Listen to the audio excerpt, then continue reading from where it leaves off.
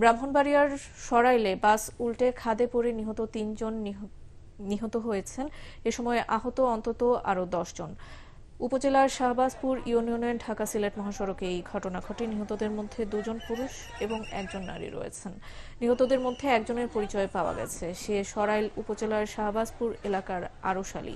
বাকি নিহতদের নাম পরিচয় পাওয়া যায়নি। প্রত্যক্ষদর্শী ও হাইওয়ে পুলিশ জানায়, দিগন্ত পরিবহনের বাসটি মাধবপুর থেকে ব্রাহ্মণবাড়িয়া যাওয়ার পথে শাহবাজপুরের ভৈশামুড়া এলাকায় ব্যাটারি চালিত অটোরিকশার সাথে ধাক্কা লেগে নিয়ন্ত্রণ হারিয়ে মহাসড়কের পাশে খাদে পড়ে যায়। এ সময় ঘটনাস্থলেই ৩ জন মারা যান। আহতদের উদ্ধার করে জেলা সদর হাসপাতালে ও সরাইল উপজেলা স্বাস্থ্য কমপ্লেক্সে ভর্তি করা হয়েছে। কারণে আপনার এই যে ডাইনার ইয়ের মধ্যে মারছে, মাইরা ওটরে মারছে, মাইরা এই গাড়ি বাস গাড়ি ড্রাইভারে ফালদা পইরা এই নিরীহ মানুষের পান গেছে। বাচ্চা কাচ্চা বহুত লোক আছেন, ৪-৫ জন লোক মারা গেছে। আরো মানুষ বহুত লোক দুঃখ পাইছে, হাসপাতালের মধ্যে আছে।